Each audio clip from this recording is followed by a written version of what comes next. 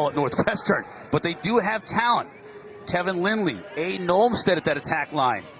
Peter Swindell in the midfield line as well. So there's talent coming back on Loyola. But one thing Matt and I will talk about throughout this game, key positions. Whether it's Spencer, whether it's the goaltender, Jacob Stover, who had made 18 saves in last year's game and we're underway. Quick offense, and a shot that whistles wide from Aiden Olmstead for the Loyola Greyhounds before they can even make some substitutions. Now both teams going to the substitutions. And that's going to be key right there for Loyola in this game, is when you lose a player like Pat Spencer, you try to create offense in new ways, and that's in transition off the face-off X. The last two times Loyola has played Virginia, they've scored multiple goals quickly off the draws. And that's going to be something to keep a big eye on in this game, that face-off X. Bailey Savio and Petey LaSala, two of the better face-off men in the country. Greyhounds now with the first possession. There's a shot right into the stick of Alex Rode, who turns it over, though, on the attempt to clear. Physical play now on the sideline. It's picked up by the Cavs. And now Virginia and Jared Connors will look to get something going. Here's Doc Sakin. He waits for Peyton Cormier. Now number 24 with the ball at his cross. Interesting story. Redshirt freshman, injured all of last year. He takes over for Ryan Conrad. And this is a player Virginia fans are going to love. He is an absolute tank. Takes that shot. Now Schaefer. Sam Schaefer, who's taking over for Jacob Stover, getting involved early and fired up as he pumps his fist to that Loyola bench. Stover made 18 saves in this game last year when Loyola beat Virginia to open the season and beat them pretty good. That's obviously a key for Charlie Toomey's team, is replacing Stover in goal and Schaefer getting involved early, making the save. Aiden Olmstead is going to be the quarterback of this team.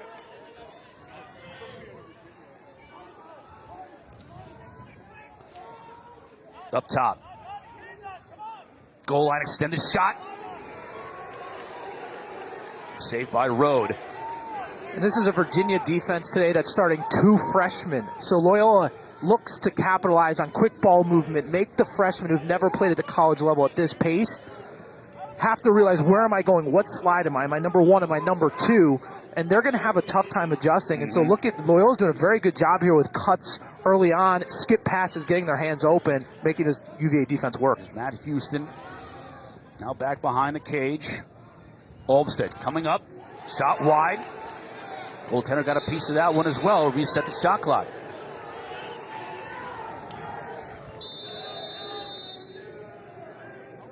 Alex Rode back in net for Virginia.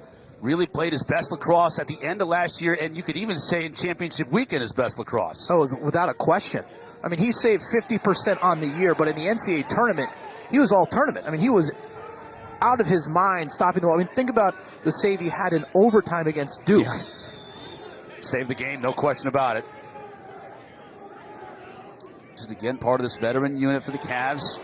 Got a turnover from Loyola. Now we're going to get a push in the back. It's going to stay with Virginia.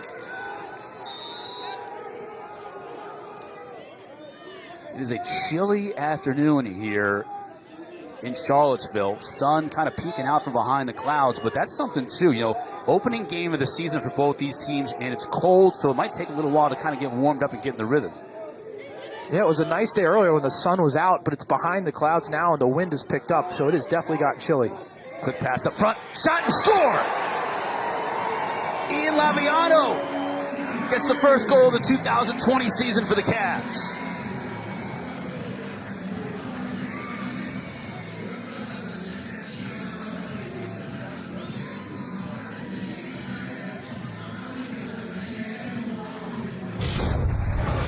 And this is just great offense. Connors to Kraus to Laviano, doing what he does best in the interior of the offense, stepping near side, and a nice job from Kraus looking back towards the side where the dodge came. That's your natural progression as a passer, is right down that lane. So when you see it, you look there first. Laviano found the space, and then the picture-perfect pass and the great overhand release from Laviano. Savio and LaSala. Savio now 2-0 on the draws, and he'll look again to create quick offense. The shot was off the mark, deflected before it got to the cage. Loyola backing up, they'll keep possession. Here's Lindley now to Olmstead. Back up top, Dan Wigley. Wigley didn't scrimmage with the team before the season began. Nursing a little leg injury, but getting the start today.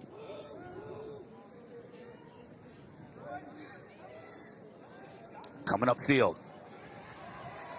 Over to Wigley. He'll take a shot. Just bounces it wide. Loyola retains.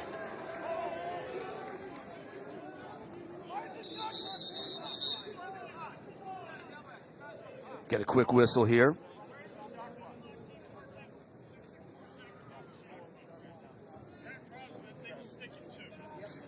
Working on the clock is what the officials are working on right now. Shot clock now at 60 seconds, 59 seconds.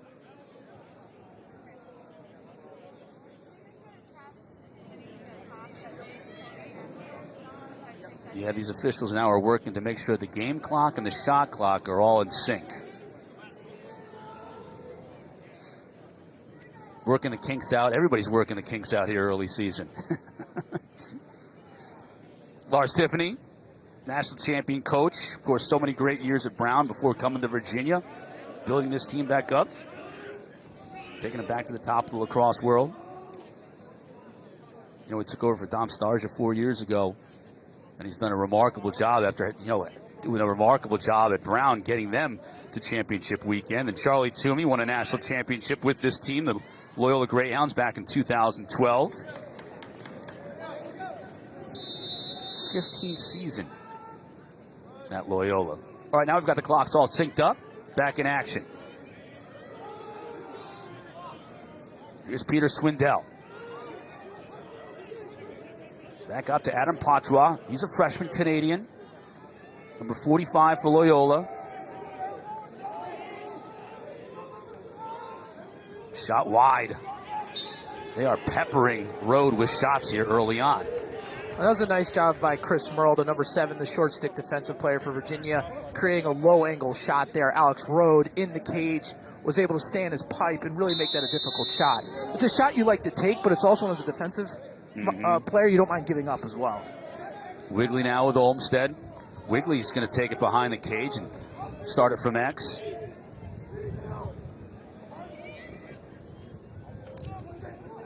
Olmstead quickly to the right side. Player got drilled. That's going to be a call against Virginia. Kyle Kaloji just came out and leveled the shooter for Loyola. And that was Ross Pridemore, a young man out of Atlanta. He got decked by Kaloji, and Kaloji will head to the box. And Loyola looks sharp offensively. They are moving the ball quickly. They're finding the space in the shooting lanes to get their hands open. Virginia looks to be quick to slide, which is a little surprising to me. For a team that lost its best dodger, you think maybe defensively you would try to say, hey, someone prove that you can run by us and score. Right. But Loyola is taking advantage of Virginia's slide packages, and they've had a number of high-quality shots. Minute man-up opportunity for Loyola Greyhounds.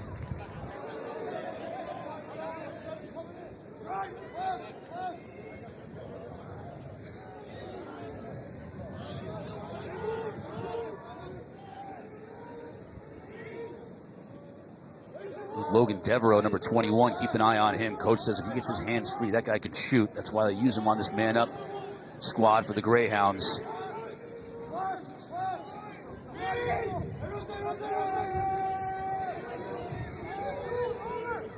Tough angle shot. Road goes down to make the save. Olmstead couldn't beat him.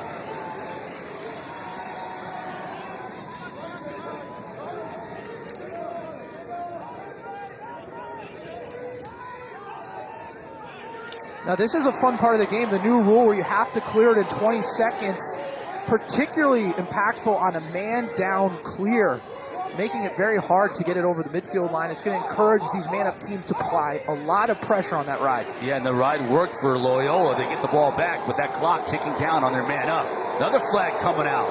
This one's going to go against Virginia. Several flags. Devereaux's going to take the shot and score.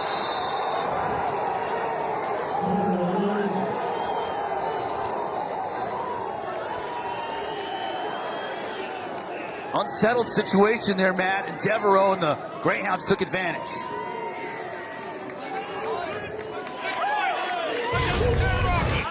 And for a team with so many unknowns, these moments are going to be key. Devereaux, just with the absolute over-the-top righty stroke to the far post. But when you have a lot of unknowns on offense, you have to score in transition in unsettled scenarios. And Loyola is generating tons of those here early in the first quarter.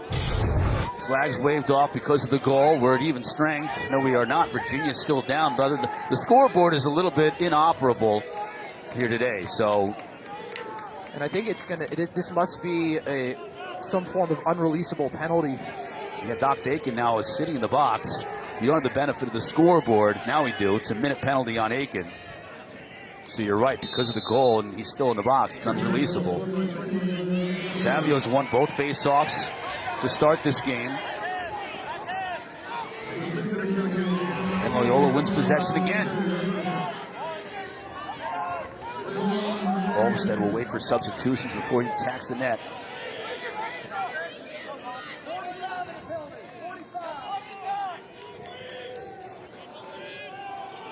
Clock's being kept on the table, by the way, scorer's table here on the field, which is why you won't see it on your screen.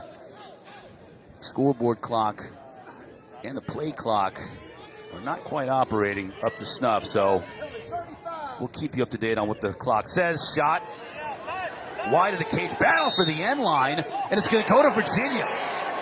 Big time hustle that time by Will Rock, the long stick midi, to get possession of the Cavs. That was like picture perfect boxing out, like a basketball player there by Rock. It is February. Now a full head of steam for Regan Quinn. Virginia looks to strike quickly, and Laviano's shot goes over the top.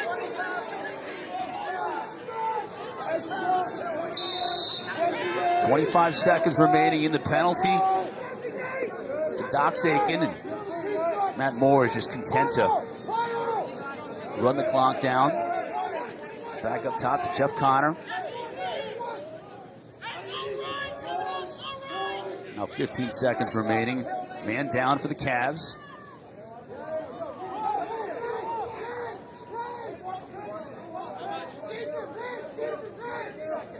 Final 10 seconds of this penalty.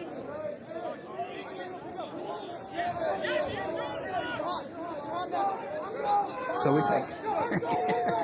Scoreboard isn't doing us any favors either. We're doing our best to count it down in our head. Now the penalty release, we're at full strength. The longest 10 seconds of my life. And right out of the box, Aiken tries to take the shot. It's stopped by Schaefer. Loyola looks to attack. Olmsted, quick pass. Lindley behind. And Schaefer looking solid in the cage for the Greyhounds. A couple poor shots. This is a first career start. You may want to be a little more patient to get the better shots early on rather than build some confidence in Schaefer and cage. But he is a big body with quick hands and looks particularly sharp here.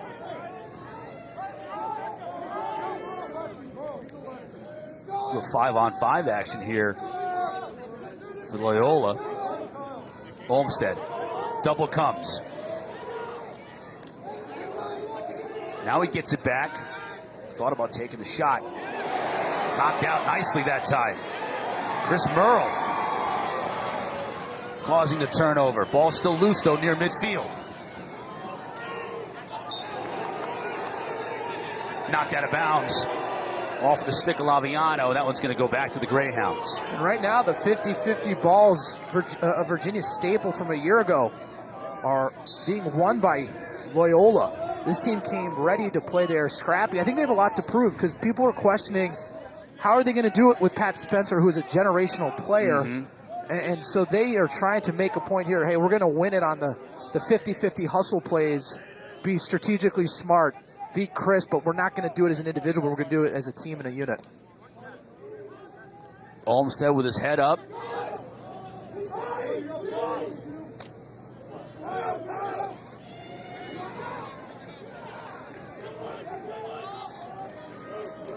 Devereaux, the goal scorer. Here's Lindley.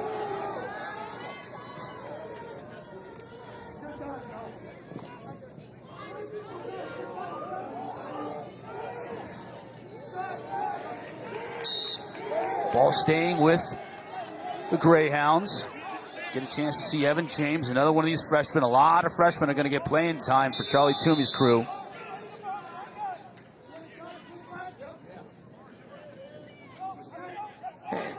The shot clock is having all kinds of issues as Yeah, well. we're If having you're an watching, issue trying to follow it. A second is about 3. That's what these officials now are just trying to get straightened out, because the players can't. The players have no idea. The shot clock in the corner of the field here at Klockner hasn't been working all game long. It's not in sync with the game clock. The scoreboard clock in general is not operating, so all the time is going to be kept on the field. I mean, that was 55 seconds and about 17 seconds clipped off the time or the shot clock. So.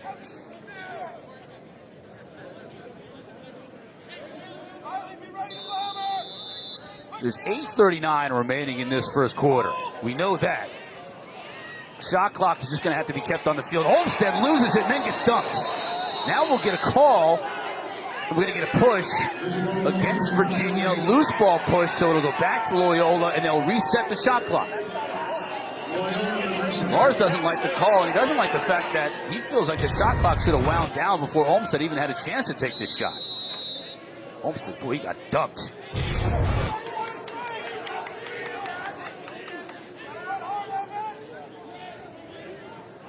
And the shot clock's froze on 77 right now. Yeah, they can't use that clock. They're just going to have to go without it. Beautiful save. We'll get an in the crease violation here, but that was after Alex Rode made a great save for the Cavs. And Rode picking up where he left off last year. Playing great position. Following the in-close shots. Look at the movement.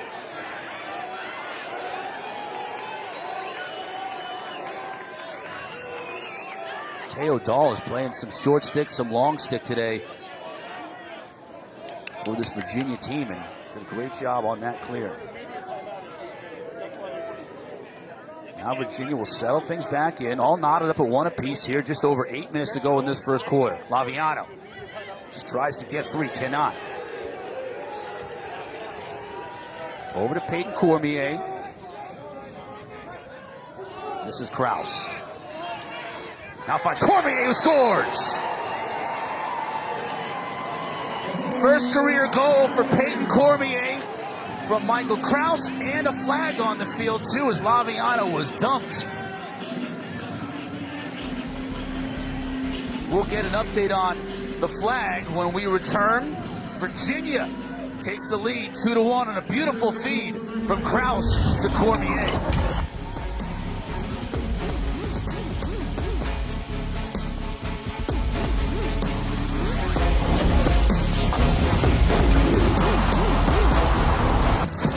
Virginia won the ACC regular season last year. They won the tournament, and they won the national title, too. They just ran roughshod through the league. After a rough start, they were 2-2 overall to start the year last year. With losses to Loyola and High Point. And so this was a team that just got better each week. And again, they got that off their back, beating Duke for the first time in what seems like a century. And then in the national championship game, they just took over and dominated a Yale team that has probably the most impactful player in the country, T.D. Irwin. But this Virginia Cavaliers team, 17-3 last year, they put on a show. If you thought the basketball team run to the national championship was impressive, this was more unlikely. I mean, the fact that they won that Maryland game, if you had the probability of winning that game like you see on the basketball, it would have been 0. Yeah. Like there's no it's chance you win. 99.8% against you. And the other thing too, keep in mind with the Cavaliers is that, you know, in 2018, the senior class in 2018 won their first ACC game that year. That's how long it's been since they've really been even relevant in the ACC. In the space of 2 years, finally making the NCAA tournament in 2018, they were able to take that and build upon that. And even though they had the rough start last year, raising the banner as national champs today. And they got healthier on offense, but it was the defense that really came together and started playing as a unit. When early in the season, it was a lot of individuals. And like that guy? Starting anew? I mean, this is a situation now where you talked about the guys coming back and all the firepower Virginia has. That's Peyton Cormier's second goal in about a minute. Virginia's offense will be better this year, mainly because of him as a player. Set the over-under at 45 points for him in his freshman year out of the midfield. He is that big a player. The coaching staff loves him. He brings a unique feature to the game in his Canadian roots and his box background, but just a very efficient shooter. He's also 220-plus pounds. I mean, he is a big boy that can move going north-south. And Coach Tiffany says he is a natural attackman, but because they're so loaded at attack and they want to get him on the field somehow, some way, they're going to run him out of the box this year, and you're already seeing it paying dividends. 2 goals, including that man-up goal in this unreleasable penalty against Loyola, so another opportunity for Virginia to pad this lead. Jared Connors on the field, a long pole after that faceoff. Couldn't handle the pass, but ends up in the cross of Doc Aiken. Again, the clock is malfunctioning here at Klockner, so we do not know how long Virginia has in this man up. This is a 5-on-5 scenario here. I think there was unreleasable penalties on both teams. You are correct. I missed the Virginia penalty after the second goal of this game. And we're not getting help from the scoreboard, so you're just going to have to bear with us. We'll tell you as best we can the time of the quarter and also the shot clock, which is both of them are malfunctioning. The nice part about the shot clock is both these teams like to play fast, so we don't have to worry about it too much in this game. But it does make it challenging as an offense to kind of pick your poison and attack when you're supposed to from a timing perspective. Michael Binkowski, number 42, another freshman playing in this game for the Virginia Cavaliers. Here's Cormier, has 2 goals already. Shot wide. Krause took it. He has 2 assists in this game, so let's make note that he's 1 assist shy of becoming a 100 assist, 100 goal guy. He would just be the 4th man in Virginia history to get to that mark. Pass is deflected. Binkowski picks it up. Now double team on Aiken. Teams are at full strength now. Moore, what a move. Couldn't get it on Cage.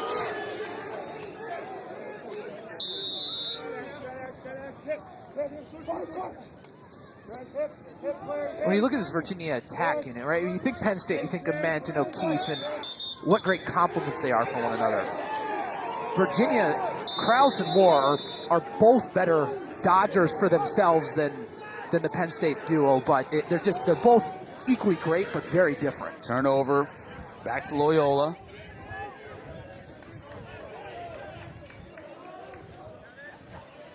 It's Ross Pridemore, number 16. That's Lindley with the ball in his cross from X. He'll look to dodge. Lindley being guarded by Bauer, a top 15 recruit in the country, a freshman from Texas. Mm-hmm. Virginia missing Kate Southstead today, their best defensive player. Had a leg injury, nagging injury after last year, and couldn't get it to heal on its own over the summer. Opted for surgery. He'll be back shortly. He just, wasn't quite ready for this game. And Coach Lars Tiffany saying discretion, the better part of valor there to keep him out maybe 1 or 2 more games.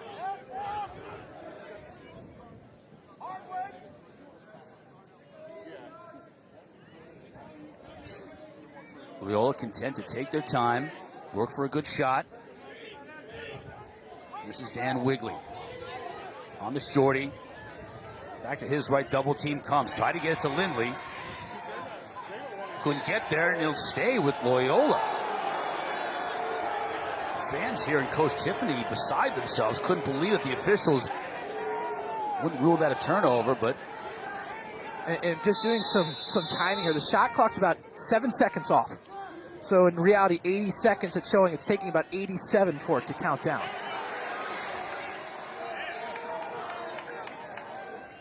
Greyhounds turn it over. Here come the Cavaliers. 3rd turnover of the game for Loyola. Connors, he has it knocked out of his stick nicely. Will the Greyhounds be able to counter quickly? No, they cannot. Big scrum for the ball near midfield. Greyhounds pick it up. Under 5 to play here in the first quarter. This Loyola team is scrapping. They are riding. They're playing a lot like Virginia did and what led to a national championship last year. Swindell fed it to Lindley, and Rode has been up to the task. He's faced a lot of rubber in this first quarter. There you see it again. Stick on the ground. The officials blew the whistle, but it's Loyola's ball. And this is where maybe Virginia's missing Ryan Conrad right there. First team All-American from a year ago was the human clear. You get in the stick. The ball was getting on the offensive end. Today, Loyola, I love watching this. This is a lot of fun. This never say die attitude.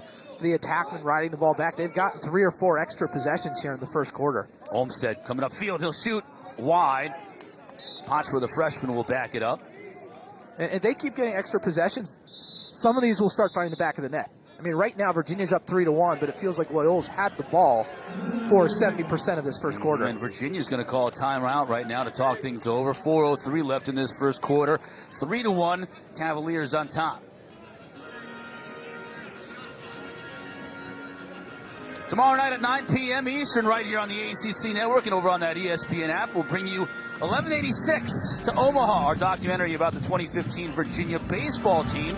After losing to Vanderbilt in Game 3 of the 2014 finals, the team made it their mission to make the 1,186-mile trip back to Omaha and finish the job in 2015. It's a documentary narrated by Carl Ravitch. Make sure you check it out. Baseball team, we noticed a baseball team stadium right behind us. And they must have a scrimmage over there.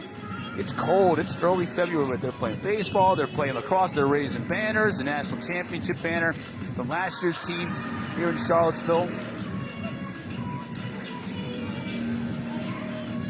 Dave Smith and Ryan Conrad helping him hoist the banner. Dave Smith on the right. You know, I talked to Coach Lars Tiffany about losing glue guys. You know, you have all your stars coming back, with the exception of Conrad, really. But at every level, you got superstars back. But then you have a guy like Dave Smith, who's a vocal leader on this team, and a guy who played his best lacrosse championship weekend last year, too. But those are the kinds of guys you need on championship teams, too. And those are guys that are sometimes harder to replace than you can imagine. And he said that. He said, I thought it would be difficult, but it's been more difficult than he thought it would be. And particularly the defensive side of things. We mentioned, look, this Virginia team, every game got better as the season progressed defensively, mainly because of Conrad and Dave Smith. They were the vocal captains of that defense, and when you lose that, that's tough to replace. And it puts the onus on a guy like John Fox, who's one of the captains of this Virginia team coming back from that, a short stick defensive midfielder. And Tiffany said he's salty. He's the top captain. Of all the captains, he's the captain of the captains. And everybody leans on him now, especially with the guys like Dave Smith and Jama and the other guys they lost from that rope unit. And right now, Alex Rode with 8 saves in the first quarter. Standing on his head. Yeah. Again, I think Virginia's done a nice job forcing low-quality shots from the Greyhounds, but Rode has also stolen a few that should have been in the back of the cage. No goals in 7 minutes. And look, Virginia's going to need to flip something here to get more possession, because you can only withstand so much as a goalkeeper. Evan James now working upfield. Over to Olmstead. That's Devereaux. Scored the lone goal for Loyola. Olmstead takes a shot right into the midsection of Alex Rode. And that's right there an example of one of the low-angle shots that you have to avoid. You get your hands free. It doesn't mean you need to take the shot. Logi looking to clear for the Cavaliers. He does. Now they look to hand it off. Here's Michael Kraus. Over to Jeff Connor. Here's Jack Simmons now as Tiffany goes to some of his midfielders down the line. You saw Peyton Cormier on the field now with Simmons. Moore. He'll look to get free. Back to his left, now to his right against Sly Tumpf, and he scores anyways.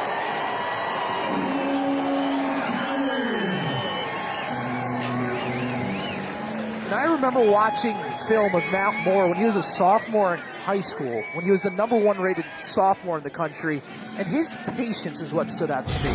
You don't see that very often, but look at him here. He dodges. Is the opportunity there? No, he just always figures he has a little bit more time And he's the master of the dodge and then re-dodge to get his hands free. The nice wraparound shot there. He uses a Loyola defenseman as a screen and blasts it to the far post. 46 goals last year, 43 assists. Petey LaSala now gets into the win column on the face-off circle.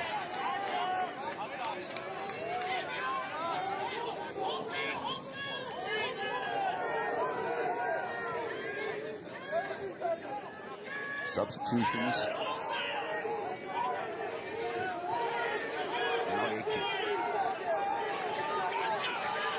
Virginia should have an opportunity out of the box in the substitution game. Here's Regan Quinn. Nobody picks him up. Back over to Aiken. Bounce shot. Saved by Schaefer. And what a save by Schaefer. I mean, that's Dox Aiken, probably the best range shooter in college across. Bouncing it far enough out where it actually went low to high. And Schaefer does a nice job with his body blocking that. Very impressive. Schaefer, big, 6'3", 235-pound junior in net. Shot. Oh, wow, that was close. 3/4 length of the field shot. And Rode had to dive back, although it did whistle wide of the net. And it was enough for Loyola to keep possession. That's interesting with that 20-second shot clock. You have to get it past midfield. You see a lot of those long-distance shots. Well, especially for a Virginia team that does kind of this modified 10-man ride where they bring Rode out of the cage and they then take an offensive plan and bump him forward. A great outlet by Rode. As Chris Merle was trying to generate some quick offense, but it ends up being a turnover. Now we get a whistle. We get a push against Loyola. It's going to go to Virginia. Rode with yet another save.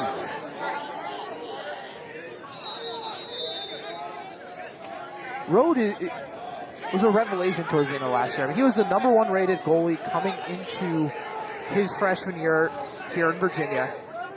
And he struggled.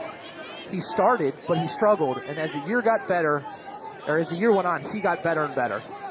Krause now up top, off the outside of the cage. Schaefer now will look to outlet quickly. Minute and a half left in this first quarter. Danny Parker.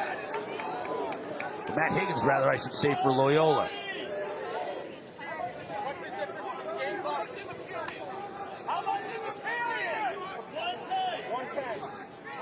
Inching down to the final minute of this first quarter.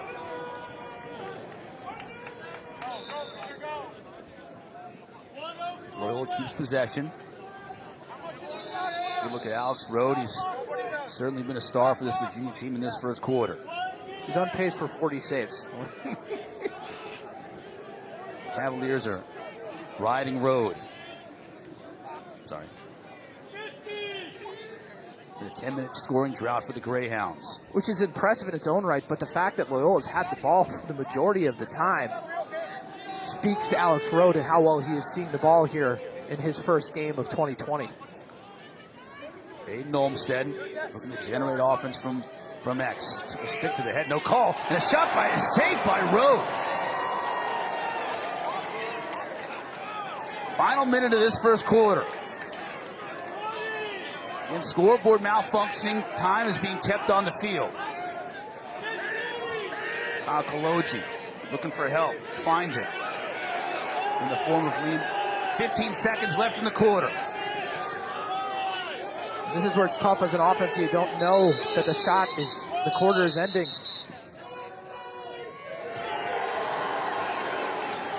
Offside penalty against Virginia, so final couple of seconds here. Louisville, the Loyola. Now they blow the horn.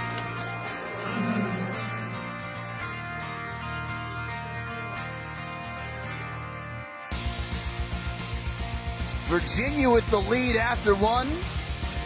Hayden Cormier, the redshirt freshman, his first 2 goals as a Virginia Cavalier.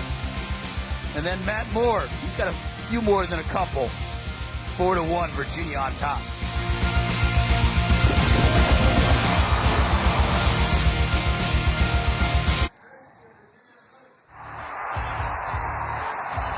ACC Network is your home for lacrosse in the ACC, the premier lacrosse conference in America.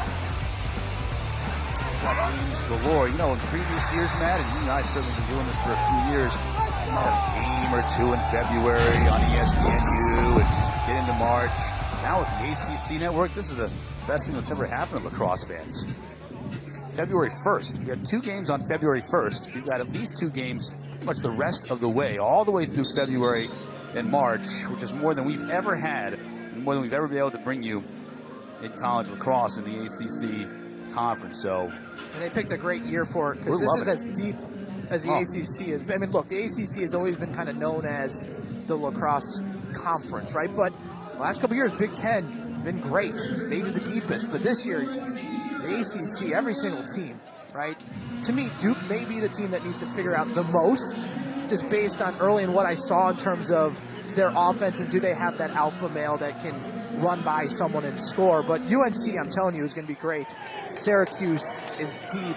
Virginia, Notre Dame, you know what you're getting. So this is a great conference this year. Start of the second quarter, 4-1 Virginia on top. Savio and LaSalle. We've seen a good battle at the X as we anticipated. Loyola gets possession initially, but then loses it.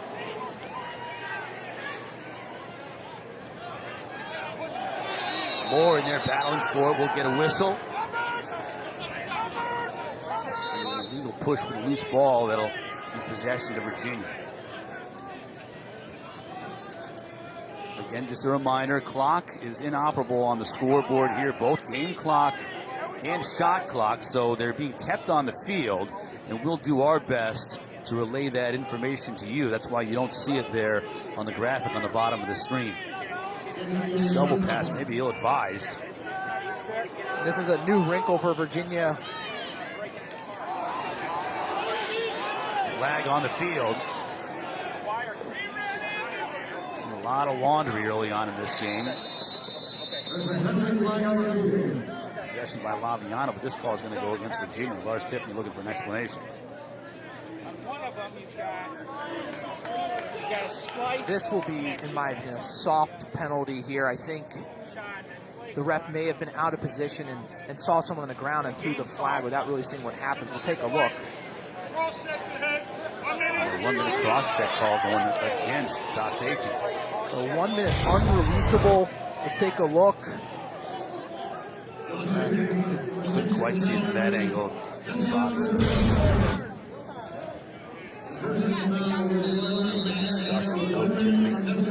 That's the second penalty from Aiken behind the play, though. So whether it was a penalty or not, you have to be smart about when you're playing aggressive. The ball wasn't really in the vicinity for that penalty to take place.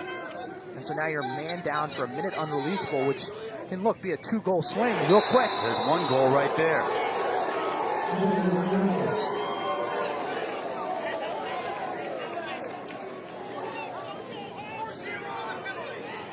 There's a good look at Adam Patra.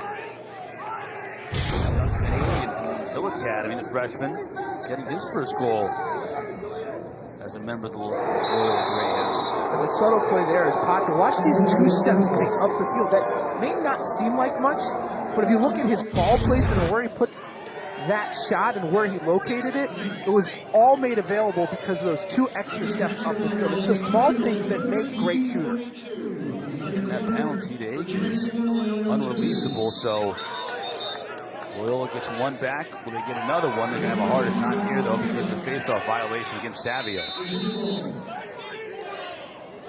So Virginia will look to burn the rest of that penalty time off on Aiken.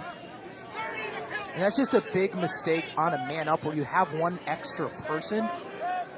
You don't need to win the clean. All you got to do is prevent the other team from popping it forward. So prevent LaSalle from pushing it forward. Let the wings get involved, and you're going to come up with the ball.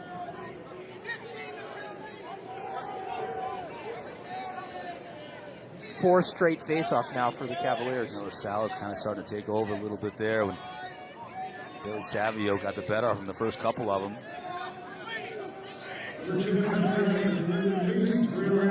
Penalty released, even strength. So the Cavaliers gave up 1 goal. Situation. Cormier. Schaefer got a piece of that. We'll stay with the Virginia Cavaliers. And that was nice offense. Peter Garneau, the freshman from Haverford, number 33, dodging down the wing, drawing the slide. The skip pass to Laviano, the one more to Peyton Cormier. Tic-tac-toe passing for the Cavaliers. Jeff Connor. Screen. Here comes Garneau, and he scores. His first goal as a Cavalier.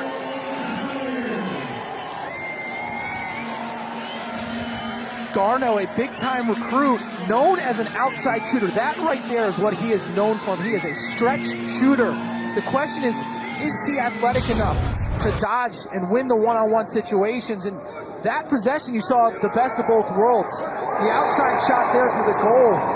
But the opportunity right before, he started with his dodging against a short stick. Virginia throwing all kinds of youth out on the offensive side of the field. 3 goals for freshmen here in the first half. 12:24 remaining here in the first half. You're right, Cormier with a couple of goals. Garneau now picking one up. Ball straight up in the air. LaSalle wins another one. That's 5 in a row for Petey LaSalle. Some high heat from the faceoff, man. He scored 8 goals last year, man. Look, in the national championship game against TD Erlin, Erlin won the majority of them, but he scored a number of goals at huge moments. I mean, he had an incredible freshman year. And what I like about him is some faceoff men have their one move and they stick to it, and they're winning. They can kind of he learns. Yeah. He's always evaluating what he needs to do and what's going to work against the particular matchup.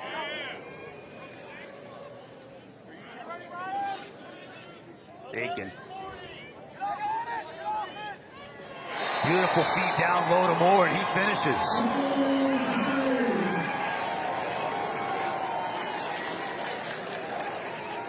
And that, to me, you kind of think, what can Dox Aiken work on as an offensive player? Look, he already has the most goals ever for any midi in the history of this Cavaliers program through his junior season. He's struggled as a passer. He is not known as someone who keeps his head up and can throw those skip passes, but right there, his senior year, he makes that first pass. Watch the lane open up. You see Moore show to the near side of the screen and wrap it around Schaefer for his second goal of the season.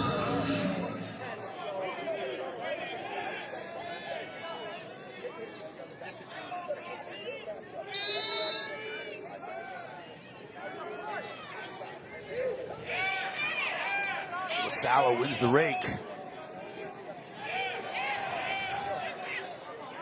Trouse is almost there to pick up the loose ball. Still loose. Connors had it briefly. Just shovels it over to Laviano. And 6 in a row now for Virginia. They're really starting to take over that face-off X. And face-offs are always incredibly impactful in the game of lacrosse. But today for this Loyola team, even more so, just because they have so much unknown on offense. Look, most teams lose great players every year. Pat Spencer was incredible. I mean, what he was able to do over 4 years, the most assists in college lacrosse history, second in points. I mean, it was so fun to watch him play, but this Loyola team's got to learn who's going to be that person for them to take up that crown. Moore scores. He made that look easy.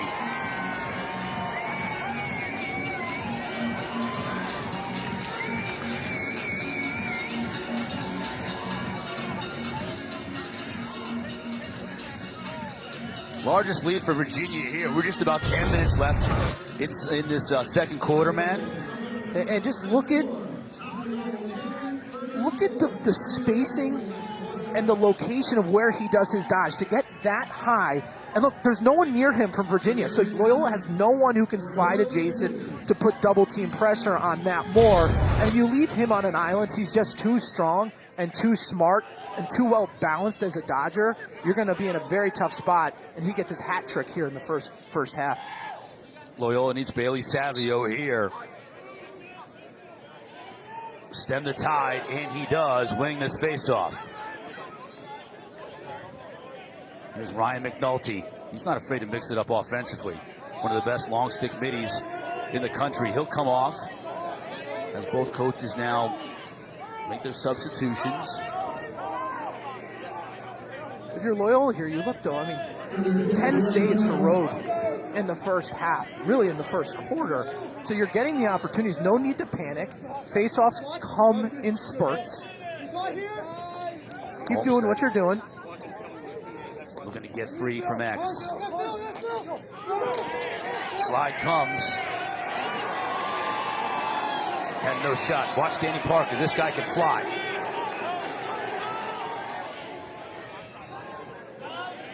Moore once again. And this is where Virginia is so good in the substitution game and the slow break.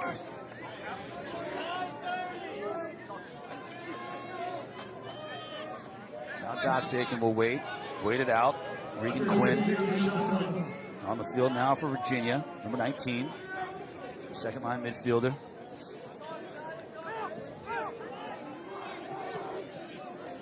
And Virginia's going to have an opportunity here again in the substitution game.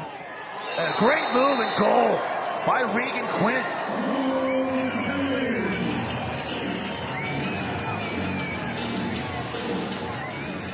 What may be hard to see is Chris Merle, number 7 for Virginia. The defensive midi stayed on offense, and they were playing 5-on-5, and then they substituted through the box, and now they're going to have a 6-on-5 advantage, and just too much chaos for Loyola on defense. 4-0 run for the Virginia Cavaliers.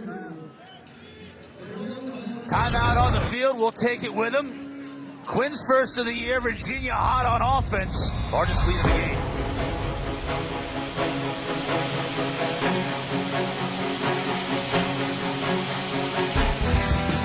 Virginia on top. Matt Moore, a big reason he's got the hat trick already. Yeah, and just kind of doing it in all different ways. Right there, the nice move, getting his hands free, off ball for a second of the game. And then it's right here, look at the isolation dodge, the nice stick work, protects it with his shoulder, flips it to the far corner. 10th career hat trick. He had 89 points in his sophomore year as his first year of starting attacking. He was a midfielder. Right, and so he's only going to get better. The learning curve for him was pretty darn quick. It's going to keep going in an exponential direction.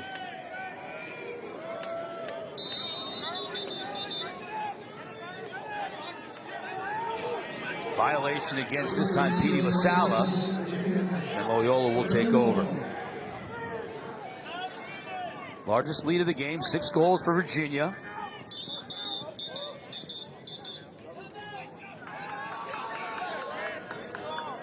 Another timeout. This time, Charlie Toomey and Loyola taking the timeout to talk things over now that they've got possession. There's a good look at Charlie Toomey.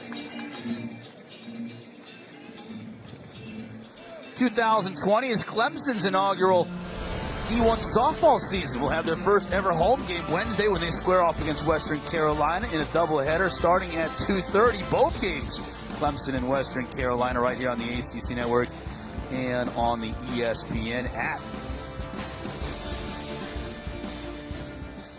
Good to see Clemson getting involved in softball. Inside lacrosse media poll, the top 10. 5 ACC teams in the top 10. North Carolina opening up the season in good shape last weekend against Colgate. Colgate just gluttons for punishment, losing to North Carolina last weekend, and then Syracuse. They had, what, a 21 spot put on them last night in the Carrier Dome. Chase Scanlon with 7 goals in Syracuse's win. If you just look at college lacrosse in general, though, this year is loaded. I mean, if you look at the top 4 teams from last year, taking Duke out, substituting Maryland graduated nothing, and they were seconds away from beating Virginia, and quite clearly should have beaten Virginia. And then Penn State, being ranked number 1 ahead of this Virginia team that won the national championship, that didn't graduate much, speaks to how good they are. I mean, that offense, as good as college lacrosse has really ever seen. I mean, if you look at what they bring to the table and how they can beat you in so many ways, truly impressive. And you talked about Syracuse earlier in the broadcast, and teams like Ohio State are improved as well. Out of the Big Ten, the Ivy's still going to be really strong. Yale, still strong. Penn is going to be good. Cornell is going to be good. I mean, Cornell could shock some people if they figure things out defensively. I mean, Jeff Teat, 3rd-team preseason All-American, starts on Team Canada, in the World Team. So I mean, a starting world team participant on Canada is a third-team All-American. That's how good a preseason college lacrosse is this year. Coming out of a timeout, that possession for Loyola ends up in a turnover. Yeah, possessions are starting to become more and more important. That cannot make Charlie Toomey pleased at all, especially when you're down 6 and you really have a big possession to try and dig into it. Now out of the box. Here comes Garno. He has a goal already today. Tried to shoot with the left and just deflected at the last moment. It'll stay with Virginia. That's the moment in the film room where the coach just puts that one on replay to kind of put the freshman in his place a little bit. Coach Tiffany was having a word with this young man coming off the field, and a lot of newcomers playing really well today for Virginia. That pass gets away from Moore, but he'll track it down. Krause keeps possession for Virginia. Got the shorty on him. Now back to Moore. Cormier is going to be open here. You were right about it. Here's Garno. That deflects off. Looked like a teammate in front. That may have gotten Krause. Virginia keeps possession halfway through this second quarter. And Loyola looks to have switched to a zone defense here. Moore will look to pass inside. And it just gets deflected in traffic. And that's a good move early in the season. Typically, you don't have a lot of zone offense built into the system this early on as Loyola pushes in transition. McNulty couldn't quite find the handle. He's going to be open for a shot. We'll get a whistle. Loose ball push. It'll stay with Loyola.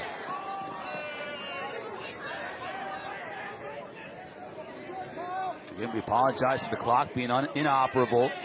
We'll try and keep you up to date as best as we can on the game clock and the shot clock. Both are out here at Klockner.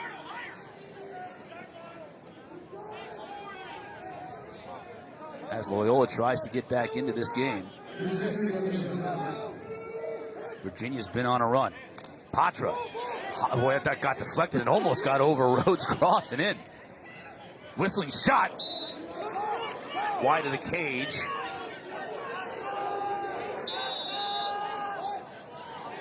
Now McNulty couldn't quite sky up high enough to pick that one up. Virginia does, but they're in a little bit of trouble here. That's a nice job by Fox. The D-midi feeling the pressure, rolling to the interior of the field. Virginia's going to have to find that person this season with the loss of Conrad. He created so much transition offense for the Cavaliers. Who's going to be that person? Because the offense and the tempo that they want to play at, that is a mandatory piece. And right now, I think that's the biggest question mark for them, plus some of the new additions on the defensive side.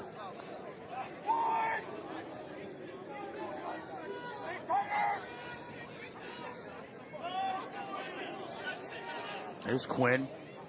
Scored a goal earlier in this game. Moore.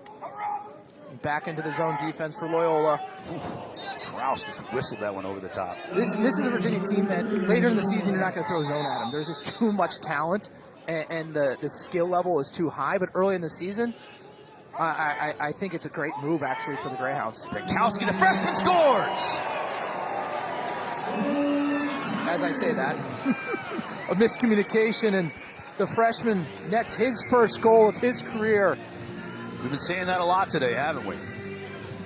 Talk about a team, and we've been over and over how much of this offense returned, but it's the freshmen making a name for themselves.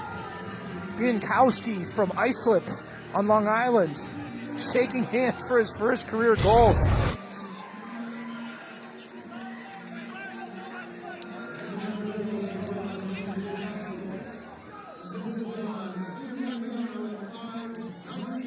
Laviano on the assist.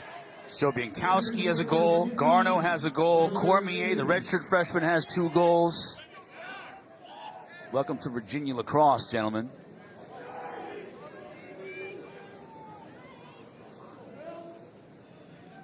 Cavaliers on a 5-0 run to really wrestle control of this game from Loyola.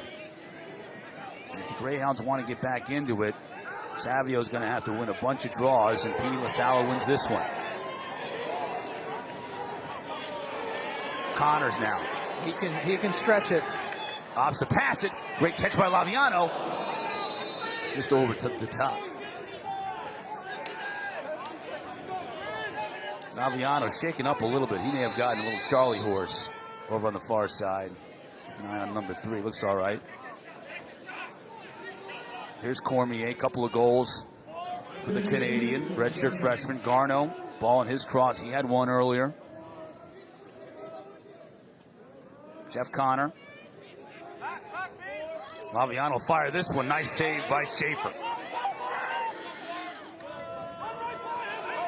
4:40 left in this first half. Beautiful pass. Lindley just couldn't get enough on it. Greyhounds backing it up. They'll keep possession.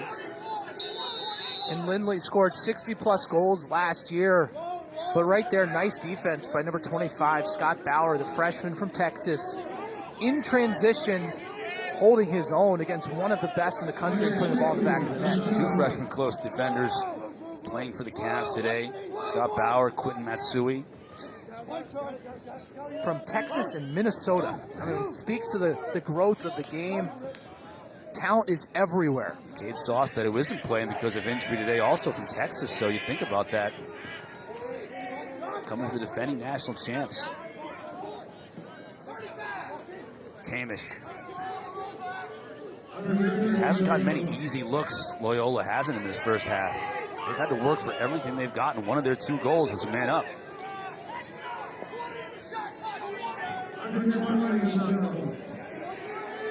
Shot clock now under 20. Olmsted will roll. Hits Lindley behind the cage. Road coming out.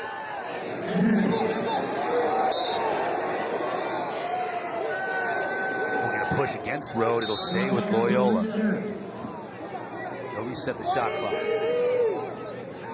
I'm not sure how fair I think it is with no shot clock for the rule to be that we yell out every 10 seconds. I mean, that virtually makes it impossible as an offense.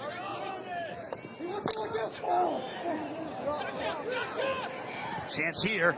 Road has just been solid all game long. He's playing with a new stick today. He went back to the deeper pocket and talking with goalie coach Kip Turner as Virginia's on the doorstep.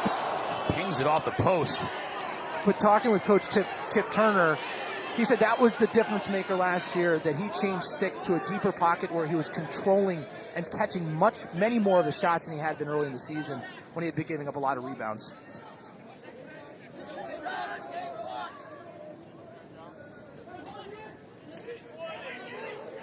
Ten minutes without a goal for the Greyhounds. Second time today that they've had a 10-minute drought. Here's Olmsted looking on Kaloji, trying to beat him. Lindley had a hard time grabbing that pass. He did. He was skillful enough to do that, but couldn't get anything on his shot. You have Dox Aiken up here in transition. Moore looked for Aiken, couldn't find him. Now he'll just settle back and allow the substitutions to come in.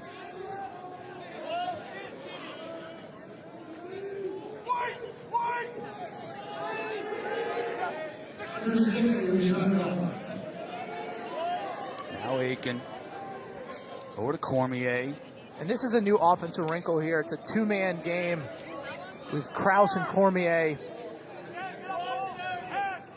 Cormier tried to force a pass through traffic, didn't get through. That's his second or third turnover today, so the freshman, while he has 2 goals, those kind of cancel each other out. Maybe be a little bit more patient. I know he's excited to get in the game after he's been waiting for a year with his red shirt. Lindley will have all kinds of space, and Road makes the save.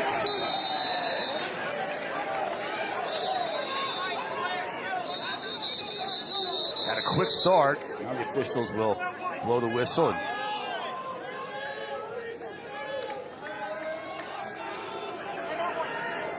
Timeout on the field. Alex Road, we talk about all the offensive firepower that's back for Virginia. Man, he has been solid in goal. Spectacular. 13 saves in the first half. Again, playing his angles really well. He's giving up no rebounds. Right there, I mean, again, catching the ball from that end close.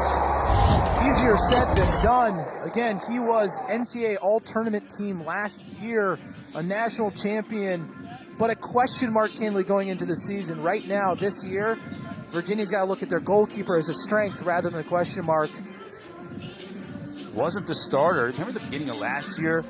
Tiffany was kind of flip-flopping on Birkinshaw and on road, trying to figure out who was going to be the starter. And in that game, the opener last year, when they got beat by Loyola, Stover, the All-American goaltender for Loyola, makes 18 saves, many of them in the second quarter of that game, to really, tip the balance in favor of the Greyhounds. And we're sort of getting a mirror performance of that here today, but this time it's Rode, not Stover, who's making the saves. Well, I mean, last year against Princeton, he got benched. Birkinshaw, the freshman last year, came and had 20-plus saves. But then the next week, Rode was so good in cage, in practice, that they went back to him. Yeah.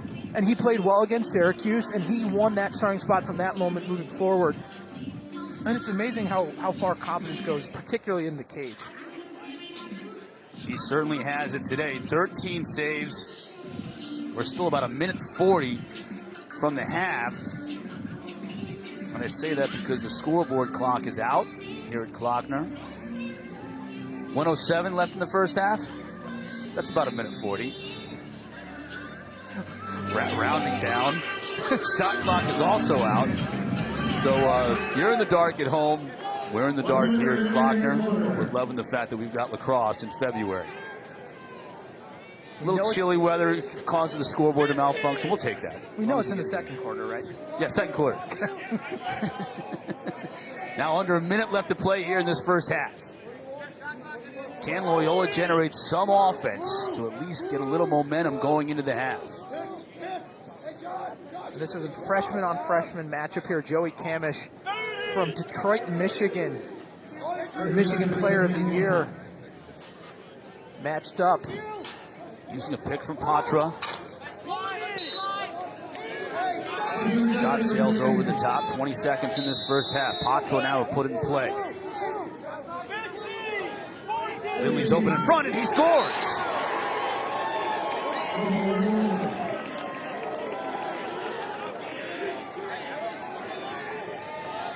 Mistake here defensively. It was just a communication error for the Cavaliers, but also a nice job from Lindley. Again, this is what he did so well last year. Just off ball, the near side sneak, poor communication from the Cavaliers, and Lindley, a nice job to the far post. The junior from Connecticut was third in the country last year with 3.5 goals a game.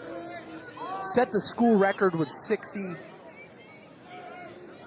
Again, this is going to be I think a trying, tough year for him because he is missing the person that got him the ball. LaSalle's got a few seconds, going to get a shot off. He does, but Schaefer is there to close the door, and that'll do it for the first half. Tied early, Cavs went on a run. Loyola gets one back right before the end of that first half, and when all is said and done, 9-3, Virginia, the defending national champ, just couldn't cash in. Some of those shots are a little misleading. 28's a lot of shots, but I don't know how many of them were high quality compared to Virginia's high quality shots. I would have challenged them on the face-off piece and said, look, I think they would have had to be closer to 65, almost 70% to really feel comfortable with where they would be at in this game, just because they have so many new faces on the offensive end. Nolte battling for this loose ball off the opening face-off here in the second half, and Aiken picks it up. Laviano. Kraus fired it wide. Just got a piece of it, though, Schaefer did, so we'll get a shot clock reset. And we have, as you see on the right side of your graphic here on the bottom of the screen, the game clock is back functioning, so folks here at Klockner went to work at the half. We got a shot clock, we got a game clock. Let's hope it stays that way.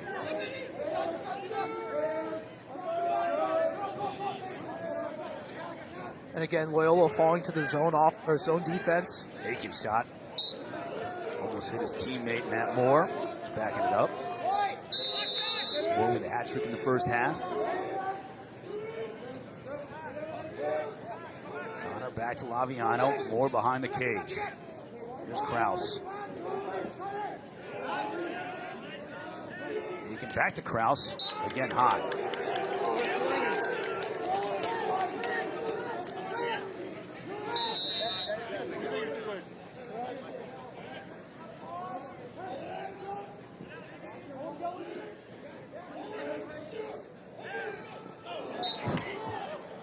24 seconds here on the shot clock. Akita, zone offense.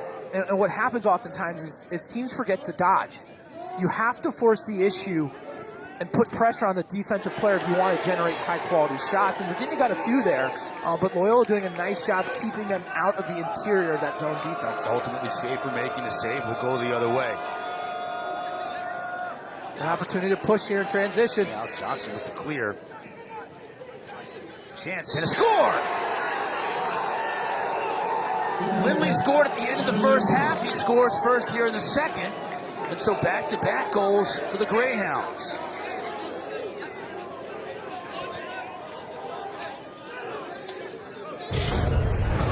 And just a nice job in transition.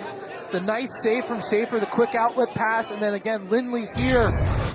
What you see again is that step up the field makes all the difference, getting his second goal of the game in transition. 2 in a row for the Greyhounds.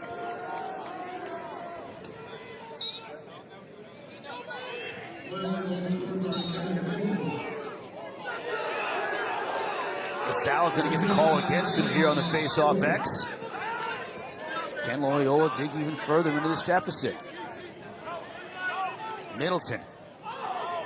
He'll shoot, and Rode is there to make the save. Coming out of his cage. Trying to get it to Fox. He did temporarily, but now back to Loyola.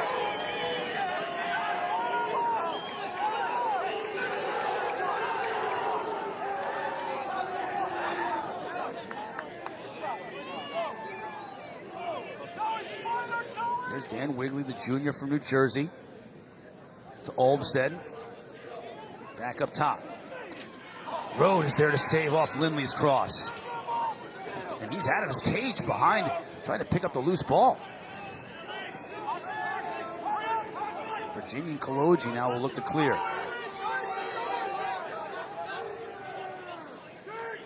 They're taken out of the box.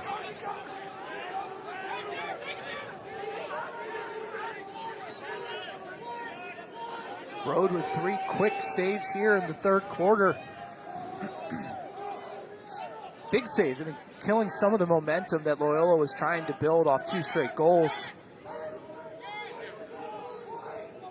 His positioning has been phenomenal today. He's been in the right place at the right time, holding his posts, giving very little net to shoot for. Scrappy, too. He's been out of the cage 4 or 5 times. Coming upfield. Well, Regan Smith had a notion. Instead up top to Laviano. One move and a score.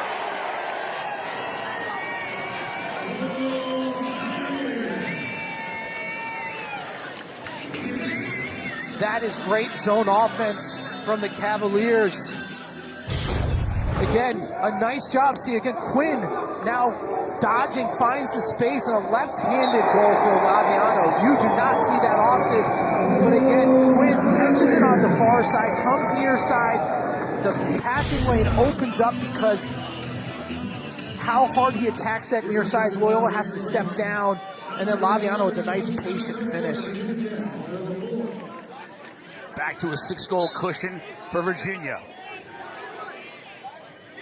LaSalle scoops it to himself. Schwenk. That's Schwenk, Justin Schwenk. At the dot.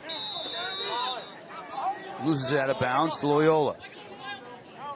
And Virginia has some depth at the face-off X this year. Schwenk, 2 years ago, broke the record for ground balls for the ACC. And then LaSalle comes in the next year.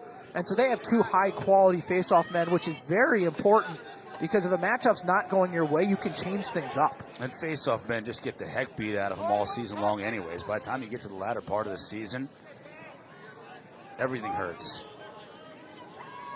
Olmstead working on Kaloji.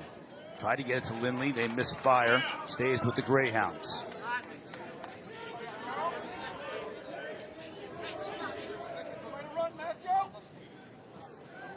Just way too many low-angle shots, though, from Loyola.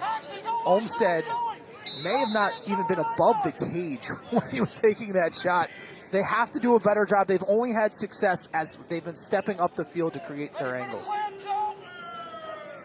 Kamish, freshman from Michigan. Over to Liam Bateman. That time it was Matt Houston, another freshman, taking a shot. Not even close to being on target, but Loyola keeps. Just another job by Virginia, forcing him to low-angle shots, though. Under 10 to shoot, you think. Kamish. He's going to have to let it go, and he doesn't. Shot clock violation against Loyola. 8 turnover for the Greyhounds on the day. And just a reminder, if you're just tuning in, we had the scoreboard clock and the shot clock were inoperable in the first half. We think we've got it all figured out, though, here in the second. Virginia will look for quick offense. Laviano, skip pass, deflected beautifully, and just stolen out of the air by McNulty. And he'll look to push. Lindley got knocked off his feet, spin around, and they'll lose possession to Virginia.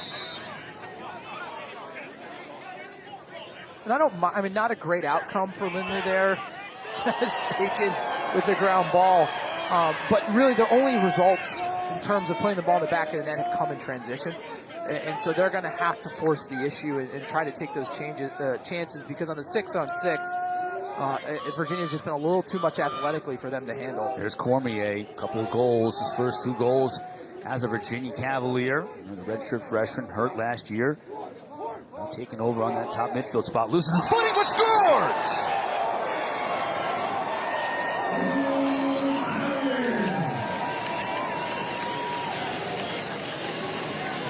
Cormier with the hat trick in his first game.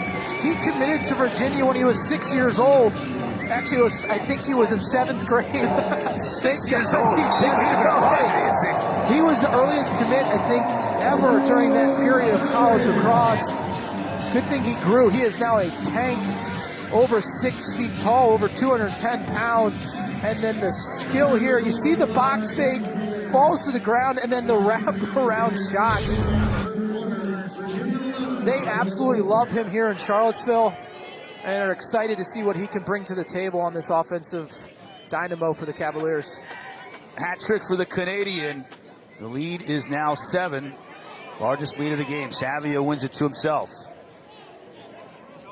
Kamish.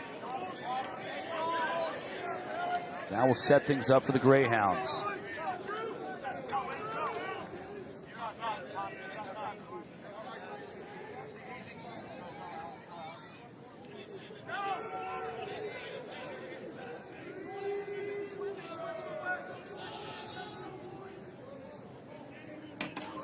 Over to Dan Wigley.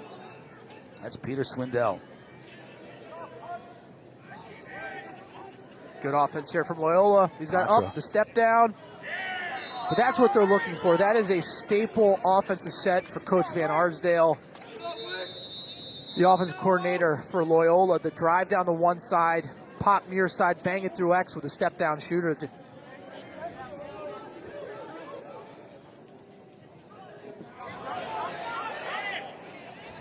Lindley tracks down the loose ball. Patra.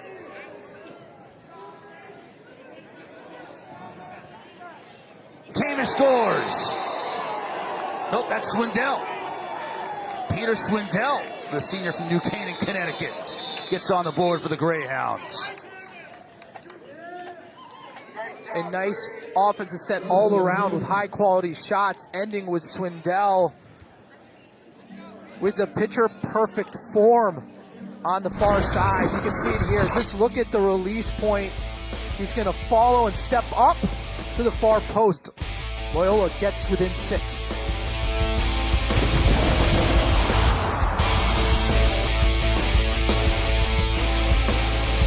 Last year's Tuart Trophy winner Pat Spencer now playing basketball for Northwestern. Certainly Loyola is going to miss him this year. You just can't replace a guy like that. But they do have Kevin Lindley, who's now 1 goal away from career 100. And Lindley and Spencer was a dynamic duo, 60 goals last year, and they just played so well off one another. Lindley now wearing number 7. He's going to have to transition his game a little bit to try to be a little bit more like Pat Spencer with the ball in his stick, making things happen. It's going to take him a little time. I mean, last year he was predominantly off ball, and that's a pretty tough transition. And so he's going to have to become a little bit more assertive in his game than he has been for his first 2 years on this Loyola Greyhounds team. Petey LaSala back at the face-off X. He and Savio continuing their battle. Possession won by Virginia and Jared Connors. And Virginia is starting to dominate in the ground ball category. 31 ground balls to 19. The Cavaliers have been the #1 ground ball team in the country 3 years in a row.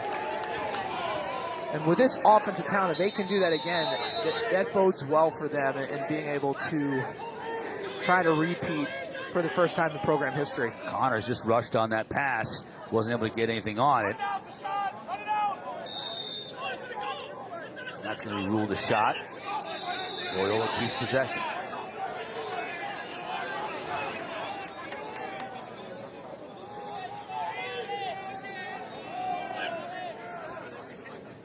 Lead is 6 for Virginia. They led by 6 at the half. Both teams trading goals here in this third quarter. James getting hacked. Keeps the ball, though. Spinning. Here goes Lindley. Head up, couldn't find a cutter. Kamish fires that one into the net, backing up the field. It'll stay with Loyola.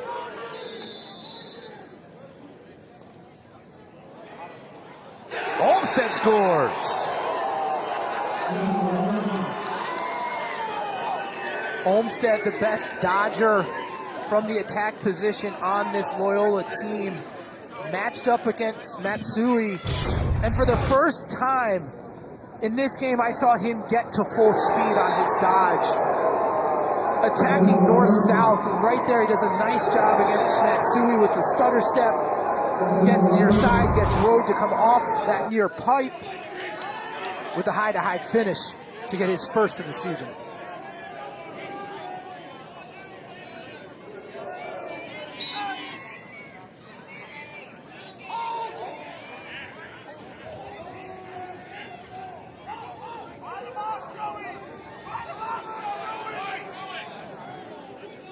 Ball's still loose. Players still battling for it. Yeah, we're going to get pushed in the back here and with possession, too. Looked like Danny Parker, just as Loyola was able to gain possession. Now we're going to wave it off. Say it was a loose ball. Yeah, loose ball. It looked like just as Loyola gained possession, Danny Parker had a push in the back, but they're going to say it was before possession, so Loyola will have possession now.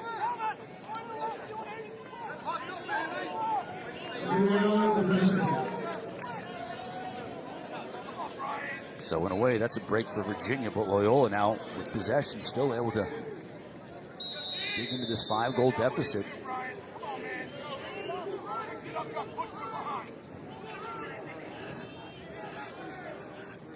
Wrigley will put it in play with Connors on him.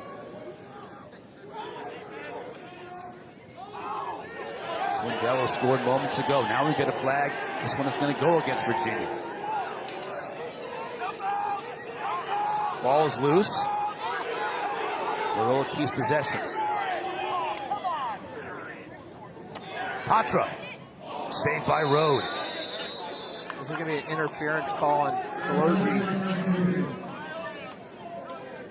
Good call from the officials. Is we listening?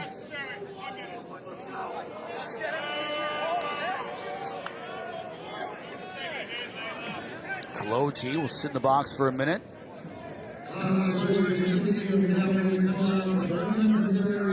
an unnecessary roughness call against Kaloji.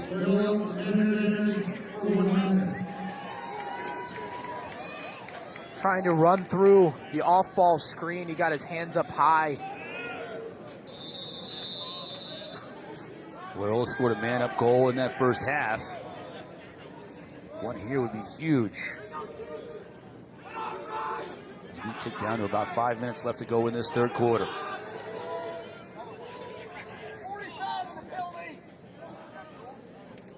Lindley. Quick shot. Stays with Loyola.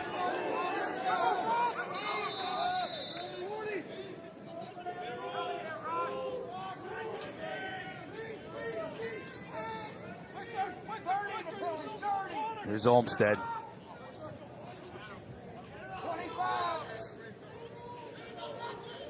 Olmsted behind the back. Now a skip pass over to Devereaux. He'll shoot and score.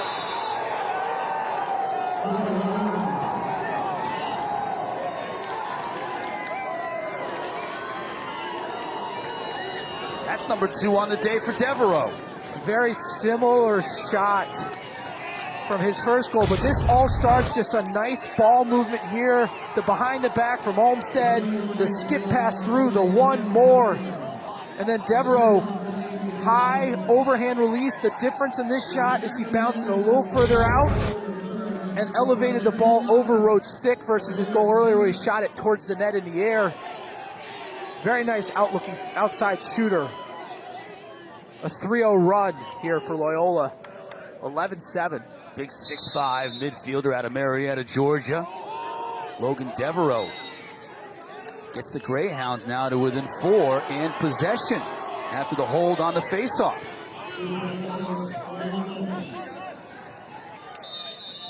Little momentum here for Loyola in the second half. Gavin Tighe for Virginia taking the last couple faceoffs. That's now 2 violations. One more. Virginia will be man down again.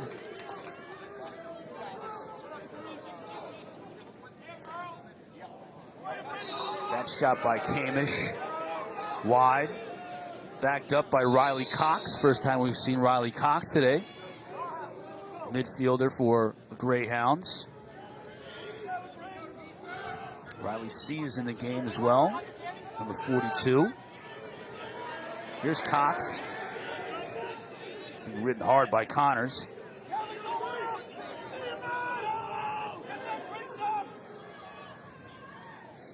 Olmsted.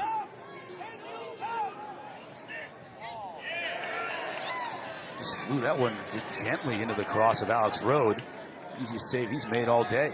He was looking for the interior pass there, but it was a nice job by Koloji with the stick check, but also a nice job from Virginia matching up on the interior to shut down the Greyhounds' offensive players. Now Virginia, for the first time in a while on the offensive end here, Matt, they've got to regain a little bit of this momentum. They still have that 4-goal cushion. They can get away from you in a hurry. Laviano just slowing things down. Substitutions coming for Coach Tiffany's crew. Laviano not fooling anybody. And he steps in the crease. That is a not top 10 moment right there. That's not momentum right there. No, that is not momentum. That's what he's going to want to forget. I can't forget that, though. That was amazing. He didn't fool anybody. He thought, this isn't working out the way I planned. I'll just step in the crease. However, they get the ball right back after an unforced error. Moore off of Schaefer. Now we get a late flag coming in, too, from all the way at midfield.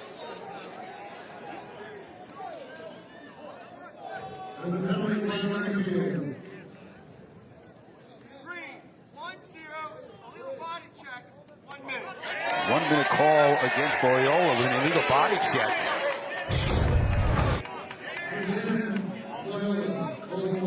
And so I see that's a great call there on that. But I guess my question is, how is that not an unreleasable penalty when some earlier in the game have been? I think the unreleasable penalty versus something needs to change there because it puts way too much discretion in the officials and how they call the game, because that was a high shoulder into the head of Dox Aiken.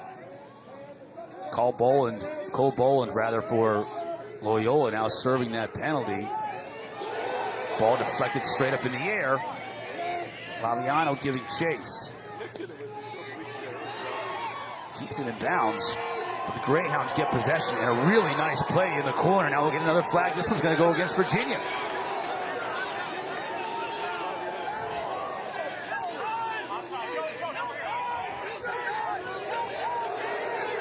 Olmsted looking for offense. Players running in and out of the substitution box. Could be a slash. We'll check on it when we get the whistle. Laviano is over there in the corner as the players were battling for the loose ball. We have a delayed call here against Virginia.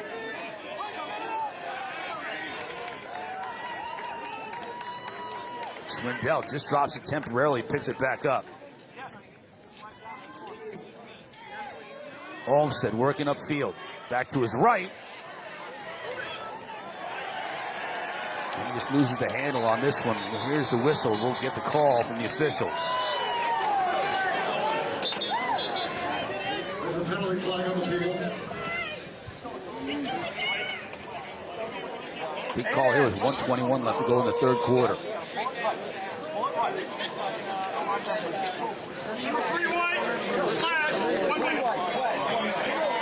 Slash against Laviano. 1 minute call. So another man-up opportunity. Take a look here. Well, that's a phantom slash. I don't even know if he made contact. He was definitely flaking. The look of it. Looked bad, but not sure if contact was ever made on the play. But again, you're putting the officials in a position to have to make that call. And Virginia's now done that 3 times in this game where it has no impact. You can even see him in the box now describing it to one of Virginia's assistants. How he feigned the hatchet chop, but didn't make contact. The official just didn't see it that way. 45. Olmsted. Quickly, and a save by Rowe.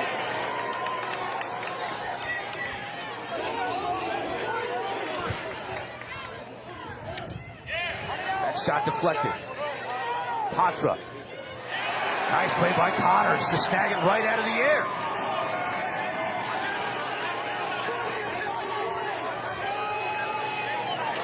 Virginia's gone 8 minutes without a goal. Now trying to kill this penalty and get back on even terms in the final 30 seconds of this third quarter.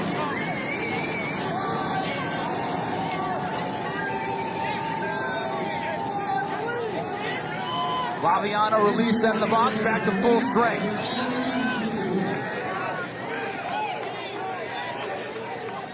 Here's Cormier.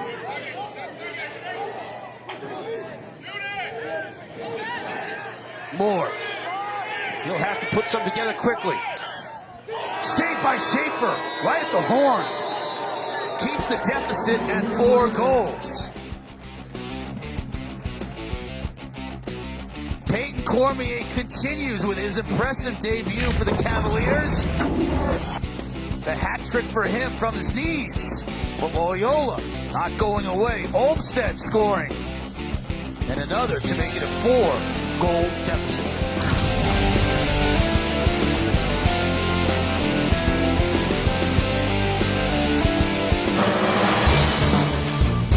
Entering the fourth quarter, 11-7, Virginia on top.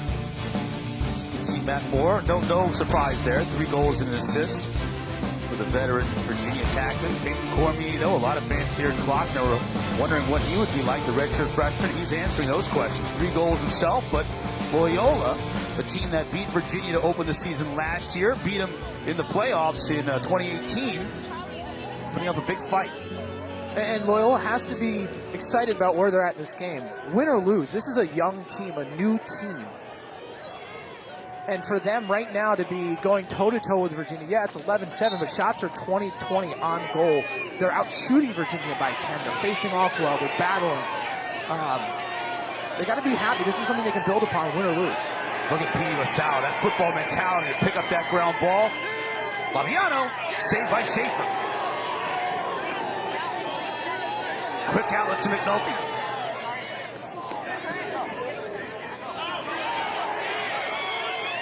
Ground ball picked up by the Greyhounds. Now Swindell.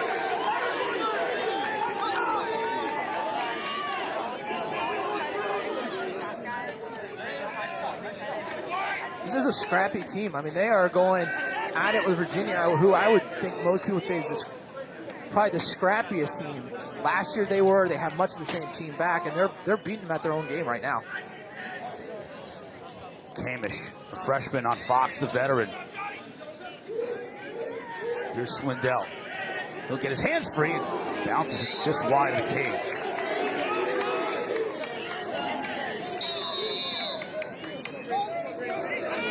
Virginia scoring just 2 goals in that third quarter. Offense slowed down a bit. Hamish, he is quick, isn't he? He's a good-looking player. Big athlete, quick first step. Slide comes. Trying to get to Lindley. We'll get a flag. This against Virginia. Cavaliers have spent a lot of time in the box here in the second half. Shot goes wide. Now we'll get the call.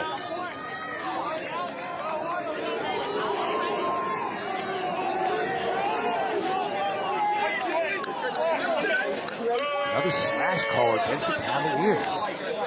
Their 6th penalty in the game. And that's how you give a team hope, is give them possession after possession. Be on the man up. This one goes against Jared Connors. You would expect a team with as much experience as Virginia to be smarter than that.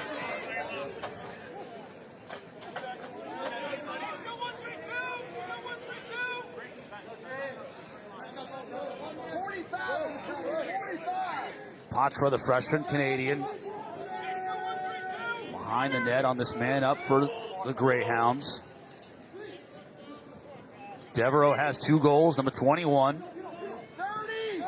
Here's Patra. Here's Devereaux. He'll shoot, go right off the Fox. That had to hurt. But he's doing his job. Ball never got to the net. Now we'll get another call. This one again against Virginia. Loose ball, so possession to Loyola. Another push in the back from Virginia.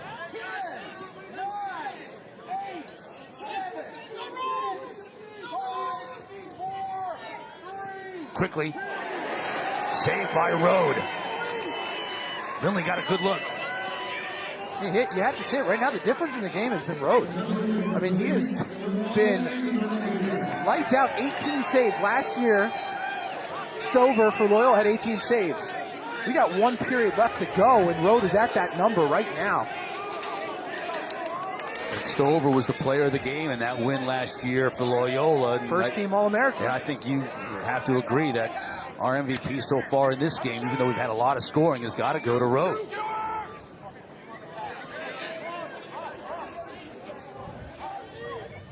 Kraus gets some space.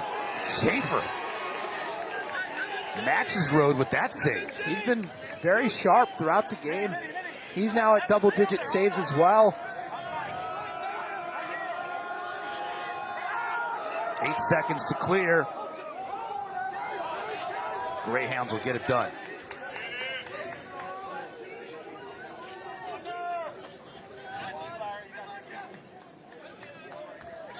Very entertaining lacrosse game as we are in the early moments of the 4th quarter. There were times when it looked like the Cavaliers were going to sprint out to a big advantage.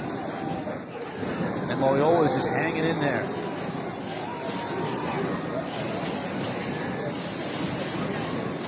Virginia just 2 goals here in the second half. Man, I think to your point, they've spent a lot of time in the penalty box, and that's hurt them. Certainly has hurt their momentum. What a great play. Coming upfield was Olmstead, and another goal.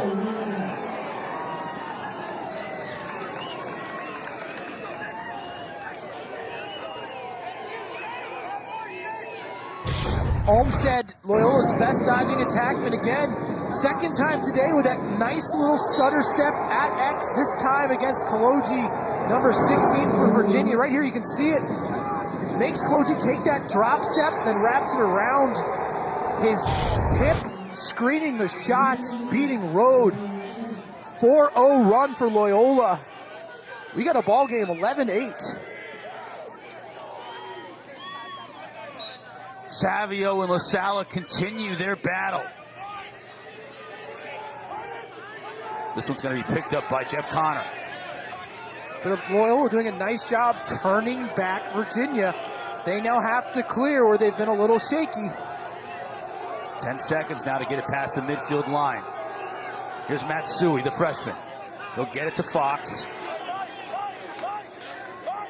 And the big difference here is Loyola has gone to that zone defense. And since that period of time late in the first half, Virginia's scored only 2 goals. Again, a nice move early on. Zone offense is something that you have to build in and layer in the season. And Loyola threw it at him, and Virginia doesn't appear to have much prepared for that type of defense. Cormier, Kraus now behind the cage to Connor. Moore got it to Cormier, but draped all over him. While Loyola defenders, the turnover. Now here come the Greyhounds. Wires. Close defender stays on the offensive end to set a pick. And he's going to get called for the illegal pick. Virginia now scoreless for 14 plus minutes.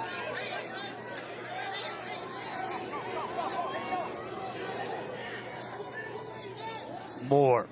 I wouldn't hate a timeout here if I'm Virginia on the offensive end to walk through their offensive set.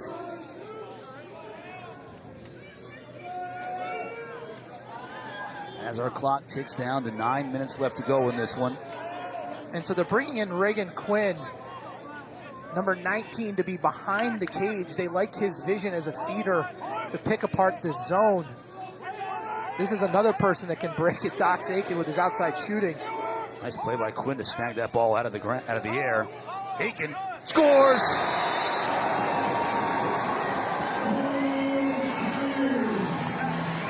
Nothing beats a zone and breaks a zone like outside shooting. Dox Aiken, a righty, but someone who can absolutely pepper it with his left hand as well. Steps in, and this is going to be a great angle. Watch him pull this towards the near post. Usually on that shot, you're trying to go far post, but he has the strength and the skill to pull it hard down towards the near post. Now again, what will happen? Will Loyola have to make adjustments and step out in the zone, opening up passing lanes? Typically from a zone defense perspective, if you can rip one from the outside, now you start thinking, do we have to extend out? That opens up passing lanes and makes the inside a little bit easier to attack. Savio wins it cleanly to himself. Olmstead. The one stutter stepping. Brings it back out.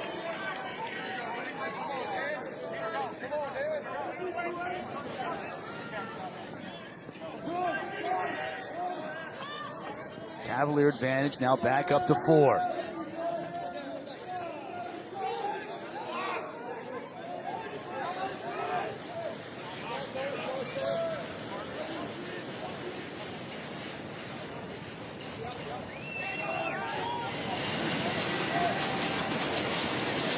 Here's Swindell. Behind Olmstead. Now up top. Patra. Couple quick ball movements here, though, could get someone open for Loyola. Tough pass, just through too much traffic. Too soon. Too soon. They had Virginia scrambling. You have to make the easy pass off that initial dodge, and then you can look to pass. Of course, Merle now brings it into the offensive zone for Virginia. Laviano will look to set up shop. That was a big turnover in this game. 4-goal advantage now with possession for the Cavaliers. Under 7.5 to play in this game.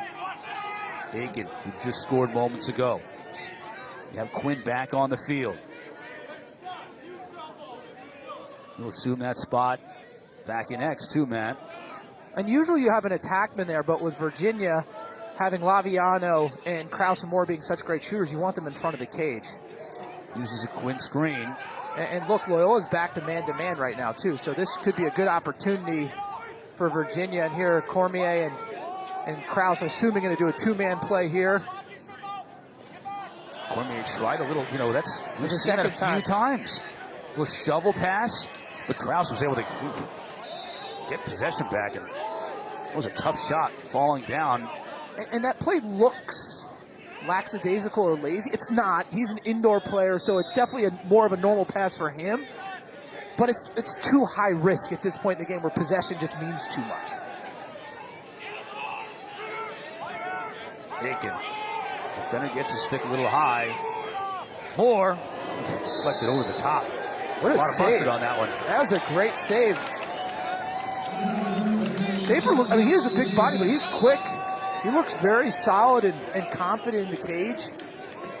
Yeah, 6'3", 235 pounds. And, of course, his head coach, former great goaltender himself, relishes the opportunity to take a new goaltender under his wing and teach him his craft. And Schaefer is certainly making his coach proud today. And just too much, in my opinion, for the zone offense here now that Virginia is playing too much standing around. They're not making it work, right? The whole idea is to get the defense to have to expand out and then make a couple passes and find the people in the interior. Virginia's just holding on to the ball way too much. There's Cormier's in the middle. And he's not moving. You have to cut. That's what you want if you're a Virginia offense. Dodge against the zone. They're giving him a new shot clock here, too. New shot clock. And Coach Toohey and that staff for Loyola unhappy about it. They're going to have to take it, though. They're down 4.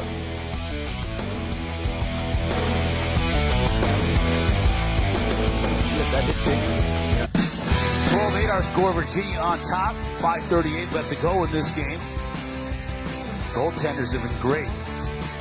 You're just joining us, Alex Rode for Virginia. 18 saves in this game. If you remember last year's game, Jacob Stover made 18 saves for Loyola. He was the player of the game in that one. You could make an argument that Rode is the player of the game here. Faceoffs have been important, too, in Loyola. With Bailey Savio, they've come back here in the second half, and Virginia's thrown some other players at him.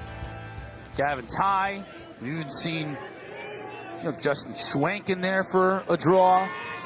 But Savio's not only held his own, but he's taken over. And Virginia here, they're going to kill clock, and you can do that when a team's playing zone defense. They won't come out and play you. They're saying, hey, we're up 4 goals. We can kill a minute of time here. Trust our defense to make some stops, and Alex Rode in the cage. Yeah. And Schaefer got a piece of that last shot right before he went to timeout from Moore, so this will be a fresh shot clock. Yeah. At least a 3-minute possession for the Cavaliers. Still 40 to shoot. Schaefer's had 2 saves, go out of bounds. And now Virginia will start to attack with about 30 seconds left in the shot clock. Schaefer again, big. Big save. I mean, he is impressive. He's matched low to low. He's gone high to high.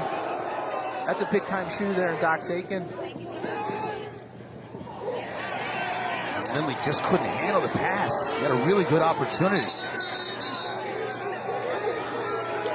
Bush will keep possession. I should say give it back to Loyola. Too many undisciplined pushes from Virginia, giving extra possessions. Personal fouls against Virginia, too, in this game. A lot of loose ball calls going against them, giving possessions to this Greyhound team. It's going to be part of their comeback. Devereaux. Here's Olmstead. He's the quarterback of this Greyhound squad.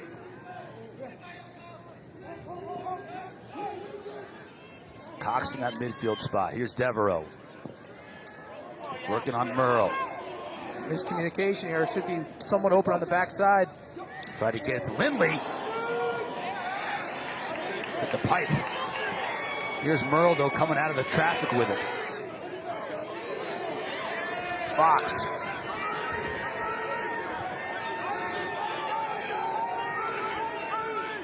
And now Matt Moore and company will look to take a little bit of air out of it. Once again, clock inside of 3.5. And Loyola can't afford to play zone defense on this possession. They're going to have to come out of it.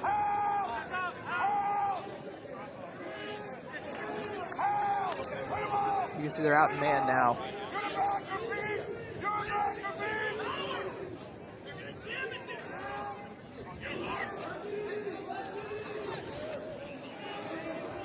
Peyton Cormier, the redshirt freshman for Virginia. His debut is a hat trick. Will he get another one? Schaefer goes down to deny it. But a nice take, but Schaefer, I mean, what a debut. His first career start. He has been lights out here in the second half. He's now up to 15 saves. What a collision between Moore and Bennis. They both went backwards on that. That was fun. You knew Bennis had a full head of steam. I think Moore's feeling that one a little bit. Two big boys running into each other there. I mean, that was like those videos with the people in bubbles running into one another and both firing backwards.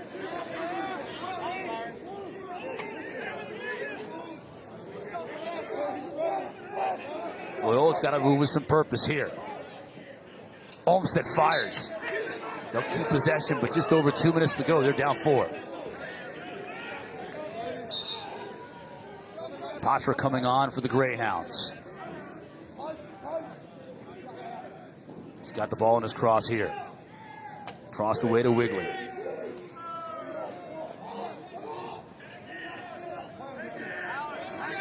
Not coming easy for Peter Swindell and the Greyhounds here. Now under 2 to play. Patra will fire lefty. Rode makes the save.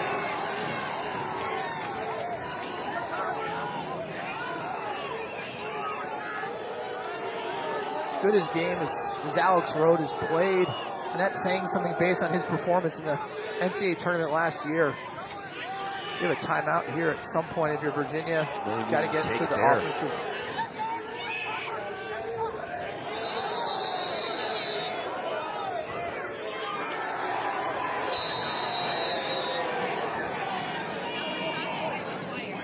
Loyola with a shot. They got to move quickly. Just over a minute left in this game. They're down 4 goals.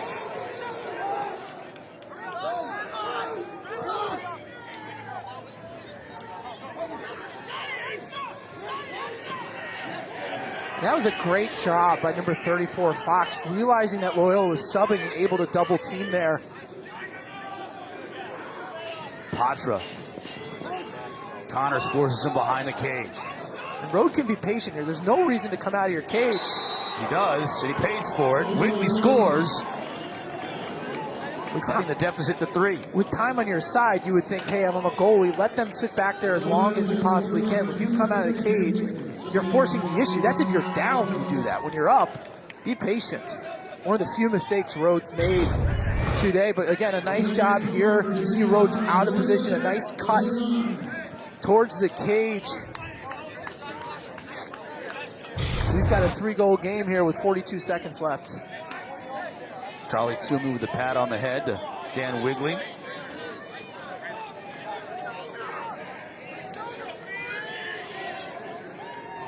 Big draw here. Petey LaSala, Bailey Savio.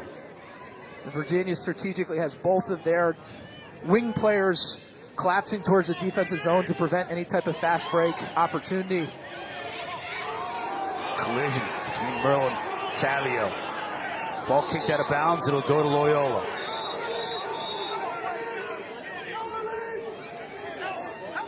It'll be a free clear here, really, for Loyola.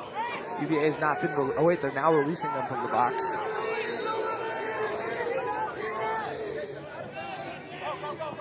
Greyhounds have to move quickly.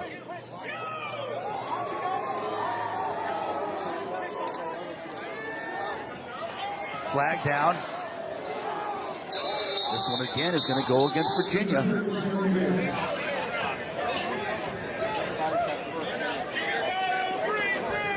Just 16.6 left. Virginia up 3.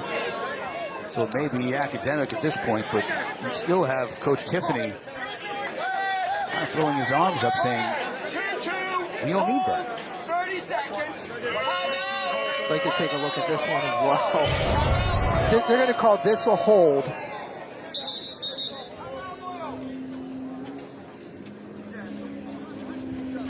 Just a stick too high right up I mean, there were more slashes than they were holds or, up too high. There was a couple brushes that they let go. Some undisciplined lacrosse from the Cavaliers today. That any other game you have this many man downs, you don't have a hot goalie, they lose. It's against a good Loyola team that's been scrappy. But here's the story of the game. Alex Rode, the junior goaltender, coming into his own here in Charlottesville. Just again, look at the positioning. It's picture perfect, in the exact right spot at the right time. The quick hands, the explosion. Seeing the ball the entire way. He's actually thrown some, a weakness in his game has always been his outlet passes. Today, not a ton of errors in that part either. 19 saves is pretty good. Yeah, he's the MVP today for Virginia. I think to your point, lots for Lars Tiffany and company to work on here after this game. Good win, 1-0 on the year. Certainly better than 0-1, but some things to work on with a veteran team that comes in here defending national champs. It's okay to be scrappy, but it's not okay to get careless penalties. And today, that's the story. Devereaux passes on the shot. Clydemore can't get one off. Clock ticking down, now 3 seconds, and that'll do it.